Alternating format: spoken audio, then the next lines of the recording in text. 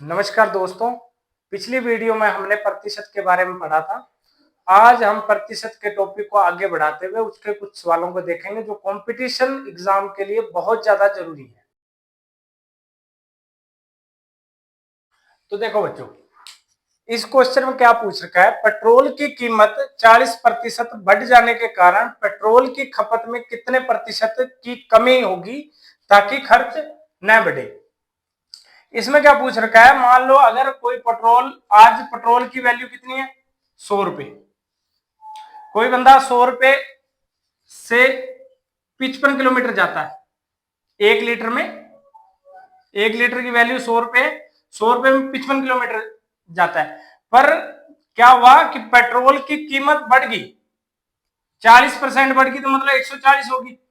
तो वह अब कितना जाएगा, अब 55 किलोमीटर से कम जाएगा, क्योंकि जाना क्या है, 1 ही लीटर पेट्रोल डलवाना है। उसने खर्च न बढ़े मतलब उसने डलवाना कितने का है, 100 का डलवाना है। 100 का डलवाएगा तो पेट्रोल कम आएगा, 1 लीटर से कम आएगा। 1 लीटर तो नहीं आएगा, 1 लीटर से कम आएगा, ठीक है। तो वो 55 किलोमीटर नहीं चलेगा, 55 से कम चलेगा। तो अपने देखते हैं इसको।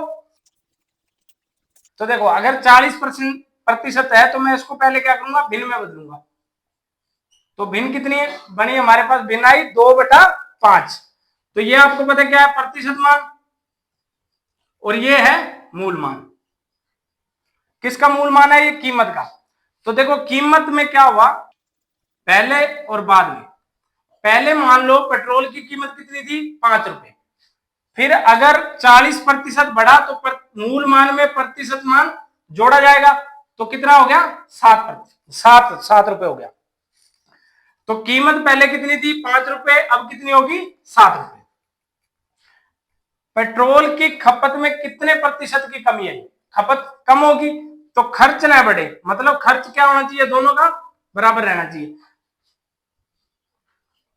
देखो अब आपको मैं बताता हूं, कीमत इनटू खपत बराबर खर्च। अगर किसी चीज का हमने खर्च निकालना है तो क्या करेंगे, कीमत और खपत को गुणा कर देंगे तो क्या आएगा, खर्च आएगा। तो देखो बच्चों, कीमत और खपत एक दूसरे की क्या होती हैं, विलोमानुपाती होती हैं। तो इसमें मैं क्या करूंगा, खपत को अगर उल्टा कर दूंगा तो ये कितना हुआ, खपत कीमत एक दूसरे की विलोमानुपाती होती है। तो मैं क्या करूंगा, ये भी 35 आया, ये भी 35 आया। तो मतलब क्या हुआ कि अगर मैंने खपत को उल्टा कर दिया तो क्या बना, 35 रुपए उसका खर्च यहां आ रहा है और 35 ही बाद में आ रहा है, उसका खर्च नहीं बढ़ा। तो देखो अब अगर खर्च निकल गया, खर्च अपने पास बराबर आ गया, खपत भी अपने पास आ गई, तो कितने का अंतर आया खपत में, 2 का। कितने पर, 7 पर। मूल तो 7 ही रहेगी, इंटू 100, 200/7।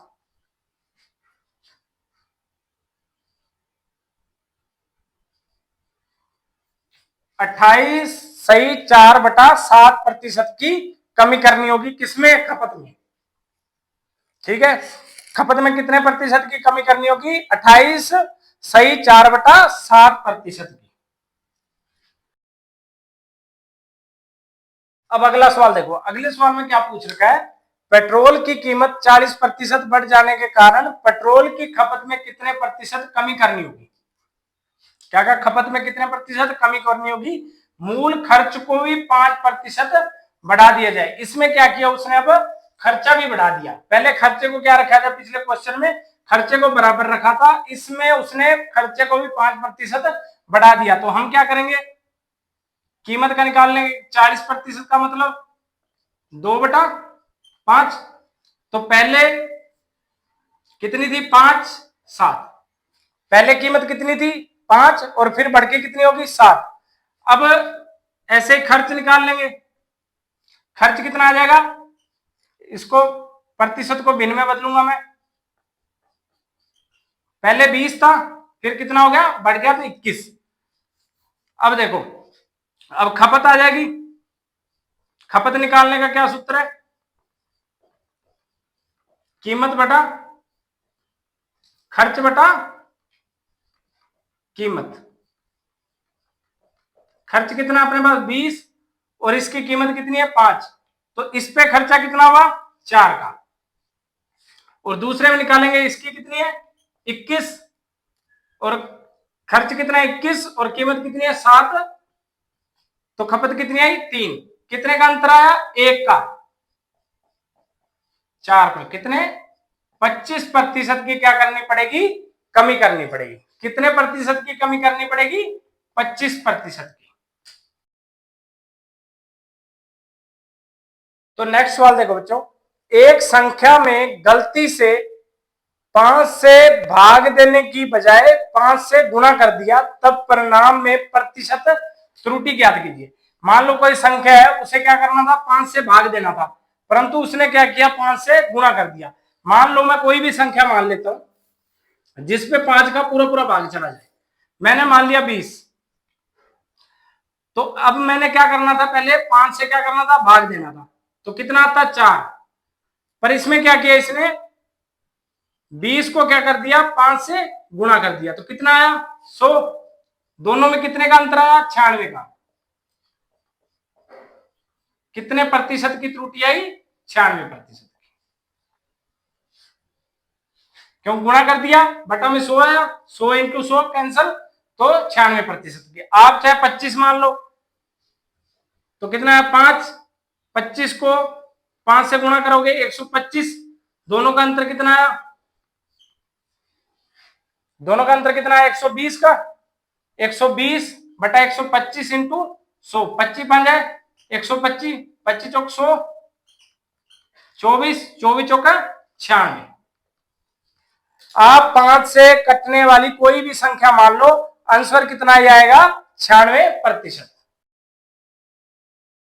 तो देखो बच्चों, अगला सवाल क्या कह रहा है, एक वस्तु की कीमत 20% बढ़ाई जाती है तथा फिर 20% घटाई जाती है, तब वस्तु की कीमत में प्रतिशत परिवर्तन कितना है। मान लो कोई वस्तु का मूल्य कितना है 100 रुपए, उसने क्या किया 20% बढ़ा दी, तो कितना हो गया 120। और उसने क्या किया फिर 20% घटा दी, तो कितना हुआ 12 96। तो देखो इसमें पहले 100 की थी, वो अब कितने की होगी 96 की, तो कितने का अंतर आ रहा है 4 का, बटा 100 इंटू 100, मूल पर होगा। प्रतिशत हमेशा ज्ञात किस पे होगा, मूल पर। मूल मान कितना है 100, तो कितना आया 4% का क्या हुआ परिवर्तन आया।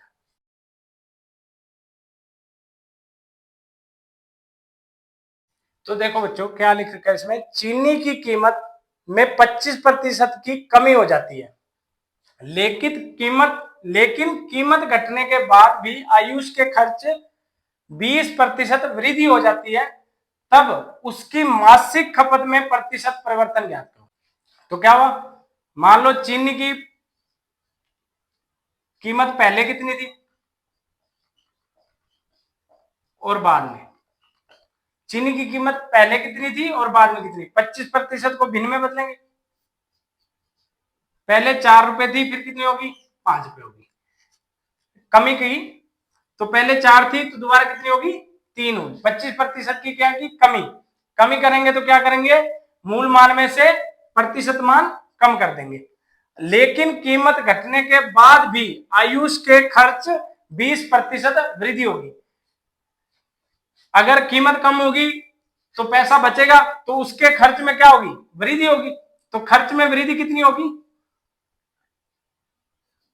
20% को भिन्न में बदलेंगे तो वृद्धि हुई, तो मूल मान जुड़ेगा, प्रतिशत मान, मूल मान में प्रतिशत मान जुड़ेगा। तो कितना, खपत में क्या अंतर है, खपत कैसे निकालेंगे 5/4,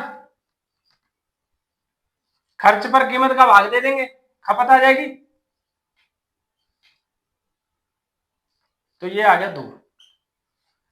तो इसमें क्या करेंगे, अपने अंतर लेंगे।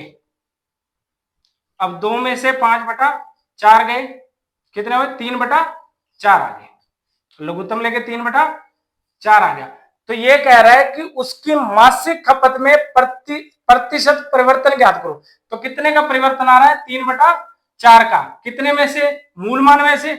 मूल कितना है 5/4 इंटू 100, तो भिन्न बदल जाएगी, बटा की बटा पलट जाती है, 4 से 4 कैंसल, तो कितने प्रतिशत का परिवर्तन हुआ?